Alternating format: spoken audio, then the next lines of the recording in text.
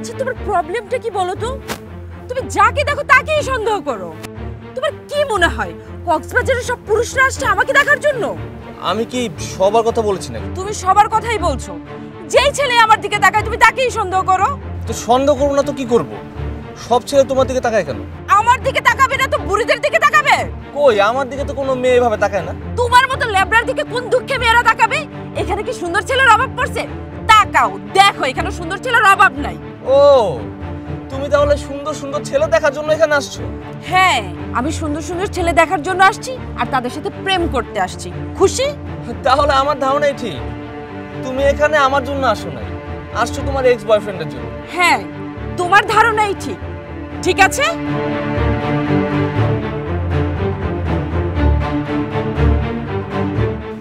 এই চলো। আমি তো হাঁটতে পারছি না গো। আর আমি ধরে রেখেছি তো, কোনো সমস্যা নেই। না, তুমি আছো বলেই তো আমি আছি। এই দেখো দেখো দেখো, সাগরটা দেখো, ঢেউগুলো কিরম আসছে দেখো। হ্যাঁ, তাই তো, খুবই সুন্দর লাগছে, তাই না? হ্যাঁ, তুমি কি এখন নামবা? তুমি কি বলো?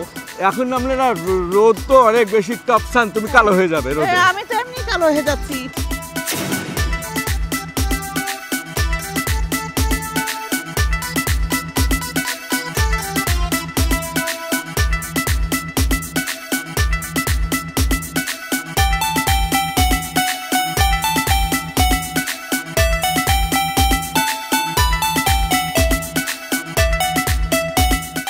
হ্যালো ভাইয়া, আপনি কি কাউকে খুঁজছেন?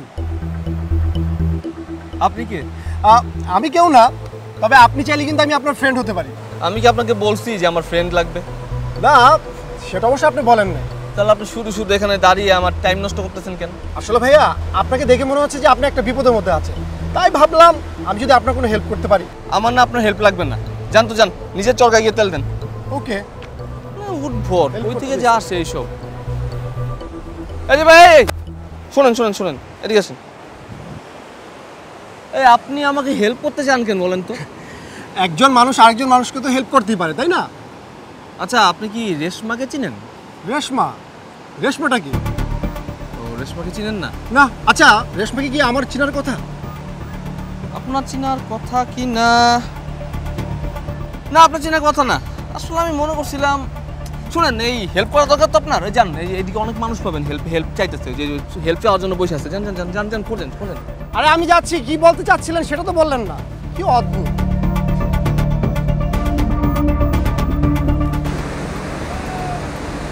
তোমার কিন্তু সাহস বেড়ে গেছে বিপ্লব। সাহস যদি আমার না থাকে তাহলে আমি ঢাকা থেকে কক্সবাজার তোমার সাথে দেখা করতে আসতে পারতাম।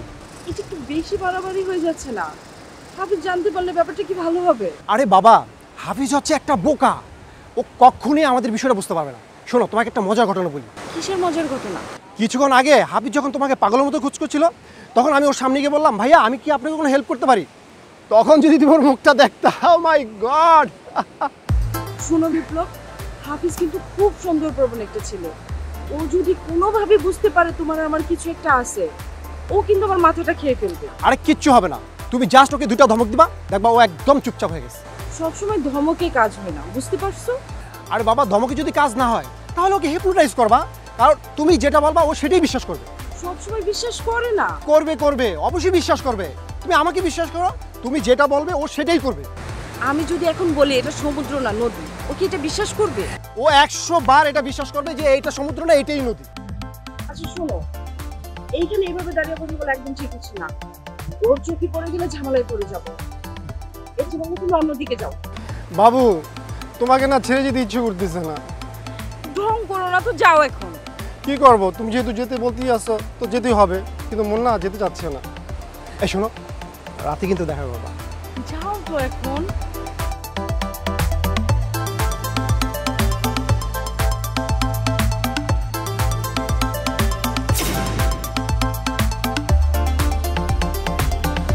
তুমি আমার সাথে কি শুরু করছো বলো তো? আমি কি শুরু করলাম? তুমি আমার সাথে এরকম লুকোচুরি খেলতেছো কেন? কারণ লুকোচুরি খেলতে আমার ভালো লাগে। তুমি কি আমার সাথে ফাইজলামি করো? না, আমি তোমার সাথে লুকোচুরি খেলি। রেশমা শোনো, আমারও কিন্তু ধৈর্যের একটা সীমা আছে। দরজাহারা হয়ে কি করবা তুমি? আমি আমি এখান থেকে চলে যাব। যাও, কে মানা করছে? তুমি আসলে কি চাও বলো তো? আমি একটু আমার মতো একা থাকতে চাই। আচ্ছা, আমার অপরাধটা কি? তোমার অপরাধ হচ্ছে তুমি আমাকে সন্দেহ করো। তোর সন্দেহ করার মতো কাজ করলে সন্দেহ করবো না? সন্দেহ করার মতন কি এমন কাজ করছি আমি? তুমি তোমার এক্স বয়ফ্রেন্ড নিয়ে এখানে আসছো না? তোমার কি মনে হয় কয়জনকে নিয়ে আসছি? তোমার বয়ফ্রেন্ড কয়জন সেটা আমি কি করে বলবো? কিছু না জানলে চুপ করে থাকো, আমার পিছন পিছন ঘুরে আমাকে ডিস্টার্ব করো না প্লিজ। আর এইখানে যদি ভালো না লাগে রুমে যাও, আমি কিছুক্ষণ পর চলে আসবো। না, আমি তোমাকে ছাড়া যাব না। তাহলে আর কি করবা? ঘুরতে থাকো আমার পিছন পিছন। আরে রেশমা, রেশমা,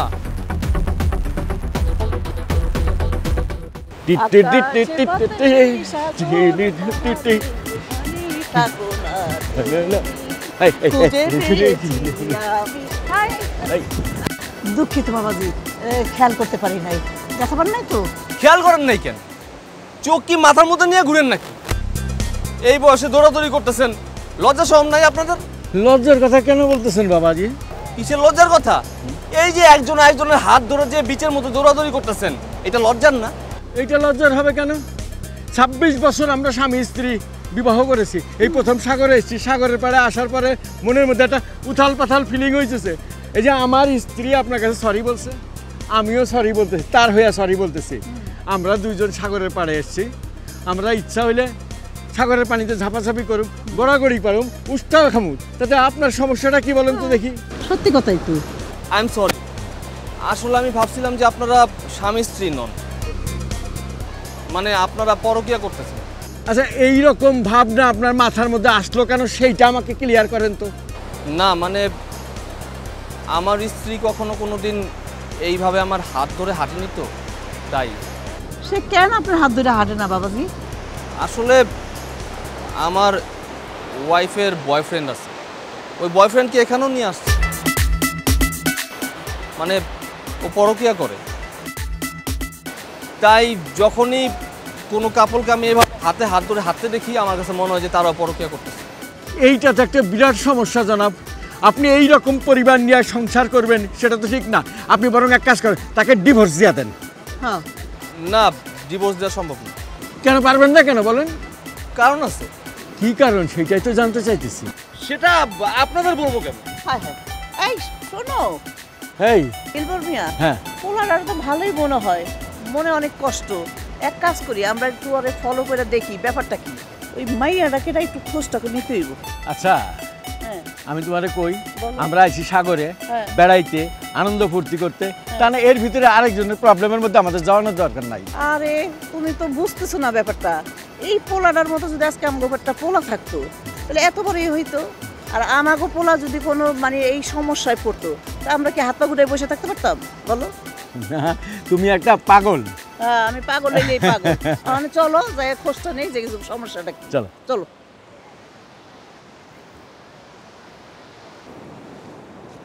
এই রেশমা, রেশমা, এদিক যাইতেছে না? ওই ওই মেয়েটাই ওই যে ফ্রক পরা। আচ্ছা আমি আসতেছি এটা। আরে ফ্রক পরা যেটা ওইটা।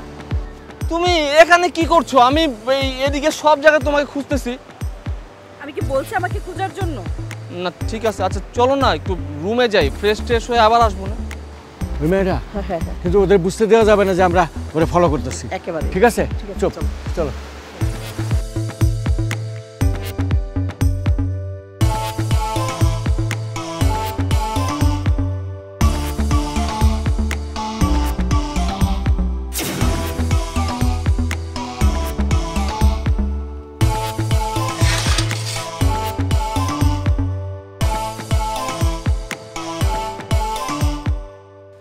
এভাবে হয় না। কাল সকালে আমরা ঢাকা চলে যাব। আমরা 3 দিনের জন্য আসছি, 3 দিনই থাকবো।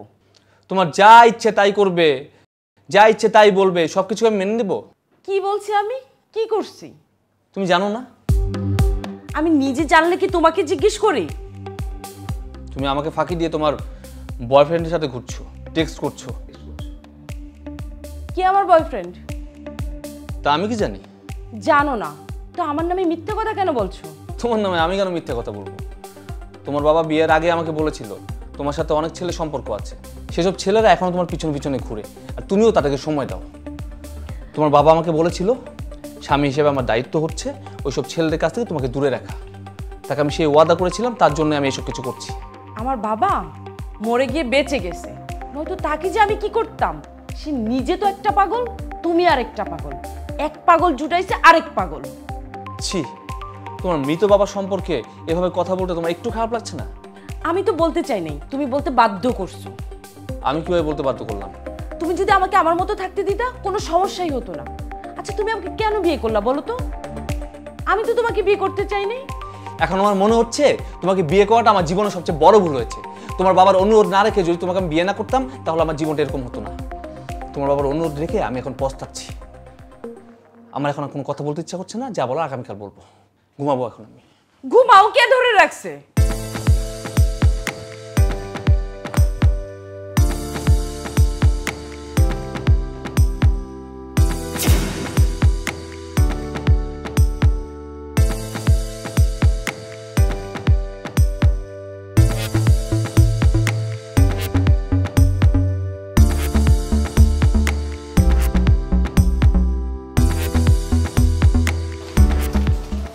এত দেরি করলে কেন? বিপ্লব, আমি এখন একজনের বিয়ে করাবো। তুমি ডাকলে আমি যখন তখন বের হয়ে আসতে পারি না। ও ঘুমাইছে, তারপর আমি আসছি। আর আমি ওর কাছে ধরাও পড়তে চাই না, ওকে সরিও বলতে চাই না। তুমি কি তোমার হাজবেন্ডকে ভয় পাও নাকি? আরে ভয় পাওয়ার বিষয় না, ও যদি কোনোভাবে জানতে পারে যে তুমি আমার বয়ফ্রেন্ড, ও অনেক ঝামেলা করবে। দেখা যাবে তখন ওকে আমার টস করতে হয়, আর এটা আমাকে দিয়ে একদমই সম্ভব না। তুমি কি এখানে দাঁড়িয়ে কথা বলবা? চলো রুমে চলো। তুমি কি পাগল হয়ে গেছো বিপ্লব? হাফিজ যখন তখন ঘুম থেকে উঠতে পারে। তোমার এত সমস্যা থাকলে তাহলে ঢাকা থেকে আমাকে এখানে আসতে বলে কেন? আমি তো তোমাকে ডাকি নাই। আচ্ছা আচ্ছা ঠিক আছে, মানলাম আমি নিজ থেকে আসছি। এখন এত দূরে আসার পর যদি আমি তোমাকে কাছে না পাই তাহলে আমার এই যে এত কষ্ট, পরিশ্রম, টাকা পয়সা সব কিছু চলে যাবে। প্লিজ চল চল চলুন চল। আমি যাব না। ঠিক আছে, কালকে কিন্তু তাহলে আমি ঢাকা চলে যাচ্ছি। সেটা তোমার ইচ্ছে। তুমি এটা বলতে পারলা? আচ্ছা কি জানি আসতেছে, আমি রুমে গেলাম। তুমি প্লিজ রুমে চলে এসো। আচ্ছা যাও, তুমি তো চলে এসো। যাও যাও যাও। আসসালামু আলাইকুম। ভালো আছো মা? জি মানে ভালো, আপনারা? আমরা তোমার স্বামীকে চিনি, খুব ভালো ছেলে। আমার স্ত্রী মানে ফাতেমা বেগম, সে বলছিল আমাদের যদি কোনো ছেলে থাকতো ঠিক তোমার স্বামীর মতো হতো। সে কোথায় মা? ঘুমাচ্ছে। শোনো মা জননী, তোমার একটা কথা বলি, অনেক কিছু নিও না। আমাদের বিবাহের বয়স 26 বছর। এই 26 বছর আমরা একসাথে থাকতে গিয়া অনেক রকমের ঝগড়াঝাটি হয়েছে, কথা বন্ধ হয়েছে, তারপরেও আমরা একজন আরেকজনকে ছেড়ে যাই নাই। আপনারা আমাকে কেন এইসব বলছেন? না, তোমার তো বয়স কম, কোনটা ভালো কোনটা মন্দ, কে ভালো কে খারাপ এটা বিচার করার বয়স কিন্তু তোমার এখনো হয় নাই মা। তুমি আমার ছেলেটাকে খুব কষ্ট দিচ্ছ। আপনার ছেলে মানে? মানে আমার ছেলে বড় হলে তোমার স্বামীর মতো এত বড়ই হতো। অসহ্য, সব পাগল ছাগলের পাল্লায় পড়ছি নাকি আমি? কি বলে এই, এই মেয়েটা? কি বলে গেল? আমাদের পাগল ছাগল বলে আরে গেল? পাগল ছাগল বলে বলু, জেদি খুব জেদি মহিলা, এই জেদের কারণে ওর একদিন পস্তাইতে হবে। আমি বলে হ্যাঁ, একেবারে পস্তাতে হবে। ছেলেকে ঠকাচ্ছ, এটার পরিণতি ভালো হবে না। চলো চলো।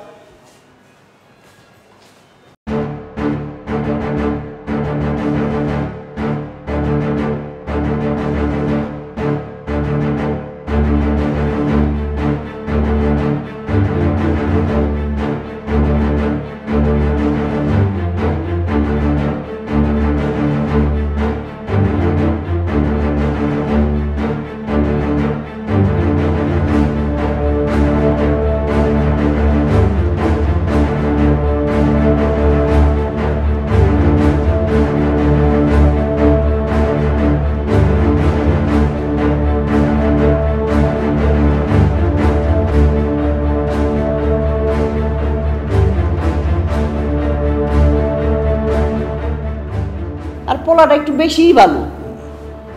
ভালো, তবে একটু বোকা। আরে বোকা না, মানে একটু বেশি সহজ সরল তো, ভালো মানুষ। আর ভালো মানুষরাই একটু এরকমই হয়। আমার যদি এরকম একটা পোলা থাকতো কতই না ভালো হইতো। আচ্ছা তোমার একটা কথা কই, তুমি সুন্দর পোলা দেখলেই তুমি খালি আফসোস করো যে আমার একটা পোলা হইলে এরকম একটা সুন্দর পোলা হইতো। শোনো, আমার যদি পেটে পোলা এরকম হইতো তো এরকম সুন্দরই হইতো, তাই? অসুন্দর হইতো না। তোমার তো মাইয়াও নাই, কই সুন্দর মাইয়া দেখলে তারা তো কও না যে আমার মাইয়া হইলে এরকম একটা সুন্দর মাইয়া হইতো। শোনো দিলবার মিয়া, হ্যাঁ। আমি জানি আমার যদি বাচ্চা কাচ্চা হইতো তাই এরকম একটা সুন্দর পোলাই হইতো, মাইয়া হইতো না, বুঝছো? আচ্ছা দিলবার মিয়া, একটা কথা জিগাই, আমার যে একটা সন্তান নাই সেটা লিয়ে কি তোমার কোনো আফসোস নাই? এই পাগলি, আফসোস কেন থাকবো? হ্যাঁ, আমি আর তুমি কত সুখে আছি না? অন্যের পোলাপানের দুঃখ কষ্ট নিয়ে আমরা ভাবনা চিন্তা করার সময় পাইতেছি। হ্যাঁ, তো এই কথা কি জানো, পোলাটার লেগা আমার একটু কেমন জানি টেনশন হইতেছে। হ্যাঁ, একই জিনিস আমারও হইতেছে। যাক, আল্লাহ যা করে।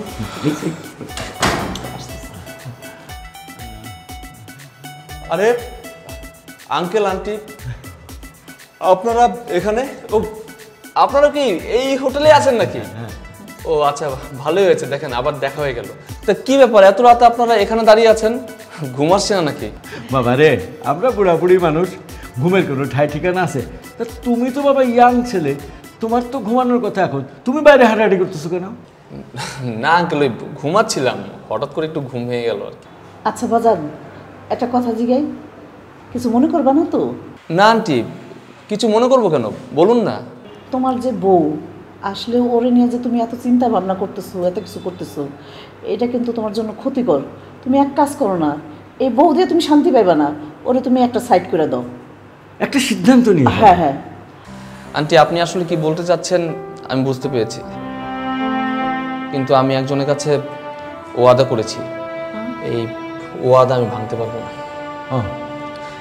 ঠিক আছে, আপনারা থাকুন, আমি তাহলে আসি। আচ্ছা ঠিক আছে বাবা, ভালো থাকবেন। আচ্ছা তুমি ভালো থেকো। জি। কি সহজ সরল পোলাটা দেখছো?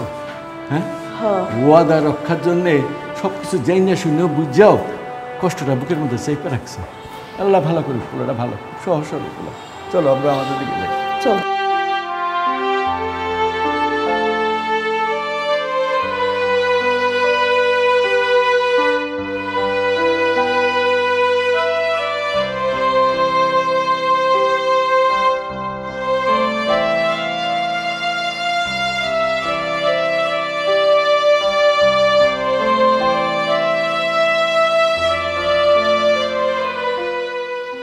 এত সুন্দর ফুলের মতো একটা মেয়ে, কেন তাকে আমি বসানতে পারছি না?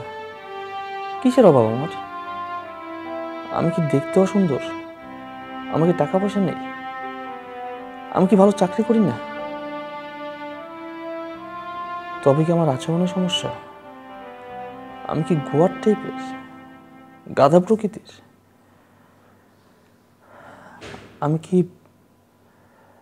আমি কি জোর করে রেশমাকে ধরে রাখতে চাই? কেউ কি না চাইলে তাকে জোর করে ধরে রাখা যায়?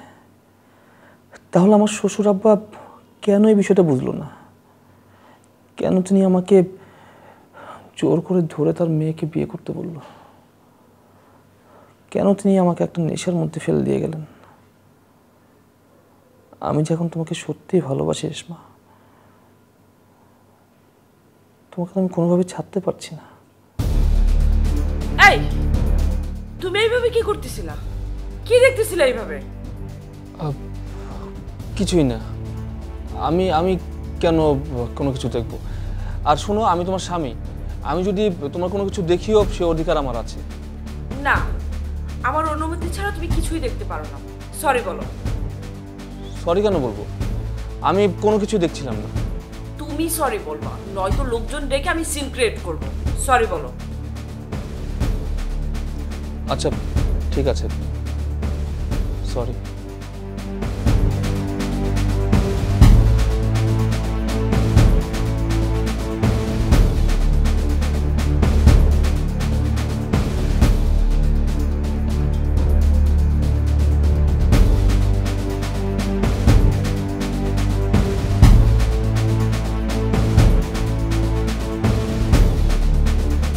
এই এই চলো না, ওদিকটা ঘুরে আসি। না, ঘুরতে ঘুরতে ভালো লাগতেছে না, আর বেশি ঘোরাঘুরি করলে আর মানুষই কি বলবে বলো? উফ খোদা, মানুষ কি বললো তাতে আমাদের কিছু যায় আসে? আমি আমার সোনা পাখিকে নিয়ে বিচে ঘুরতে এসেছি, এখন কে কি বললো আমরা কারোরটা খাই না পড়ি, কোনো দরকার নেই। চলো চলো। আচ্ছা ঠিক আছে, তুমি যখন বলছো। হ্যাঁ, ওই ছেলেটাকে খুঁজে দেখি। চলো চলো চলো। আরো ভালো হয়। হ্যাঁ হ্যাঁ হ্যাঁ, আচ্ছা, চলো, চলো। কোথায় যাবা? এদিক দিয়ে আমরা বেরোই। আচ্ছা ঠিক আছে। ওইদিকে দেখো সাবধানে সাবধানে সাবধানে আচ্ছা, তুমি সাবধানে। সাবধানে চলো। সাবধানে সাবধানে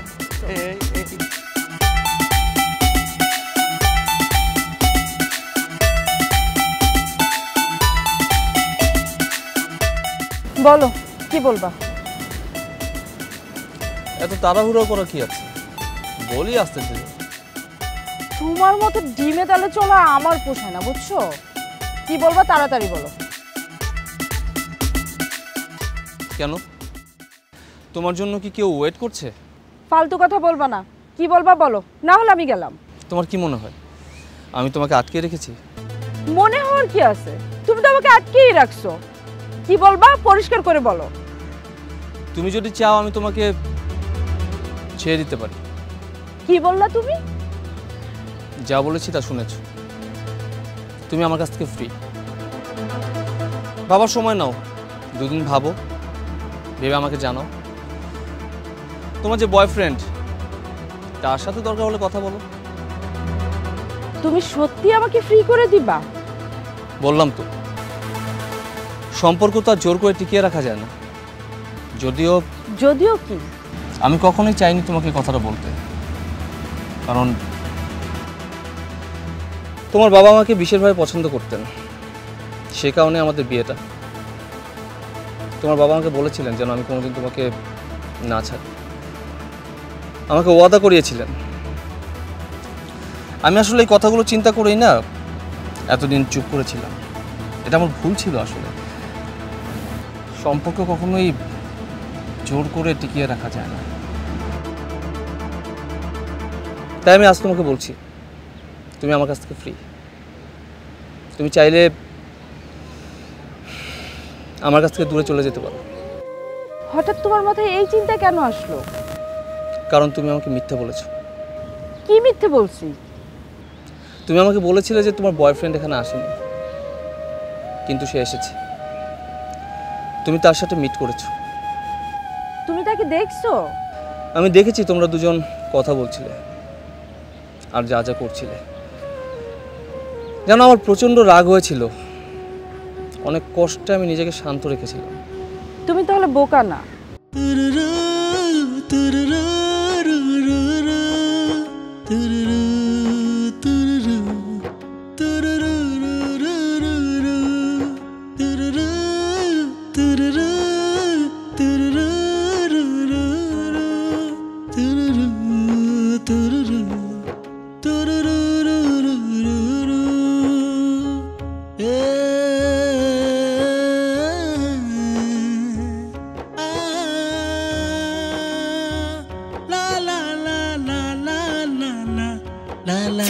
কোথায় বিপ্লব? সে চলে গেছে। রেশমা, আমার দিক থেকে কোনো সমস্যা নেই। তুমি যখন আমার কাছে ডিভোর্স চাইবে আমি তখন তোমাকে ডিভোর্স দিয়ে দিব। এখন তুমি ভেবেচিন্তে ডিসিশন নাও। আমি যদি ক্ষমা চাই, তুমি আমাকে ক্ষমা করে দিতে পারবা? তুমি বলো, তোমাকে কি আমার ক্ষমা করা উচিত? না, আমি তোমার সাথে যে অন্যায় করছি তার কোনো ক্ষমা হয় না। তারপরও তুমি আমাকে ক্ষমা করে দিও।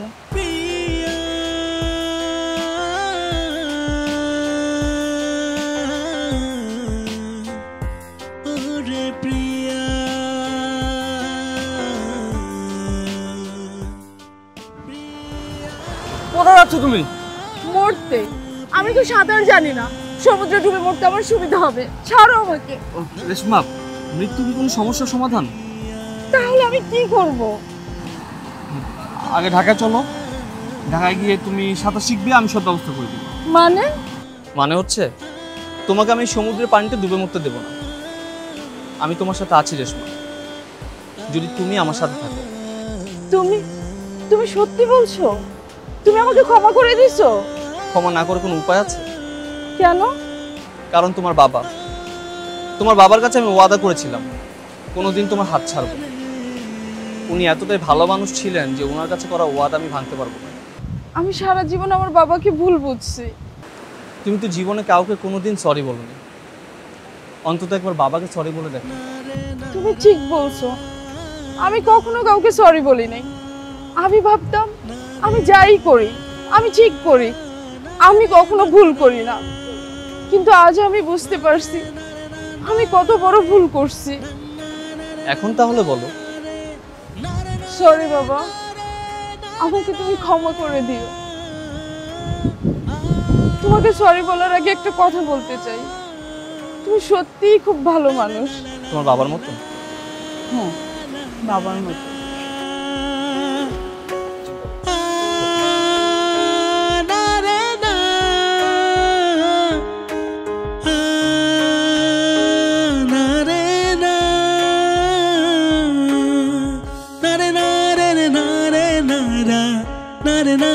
na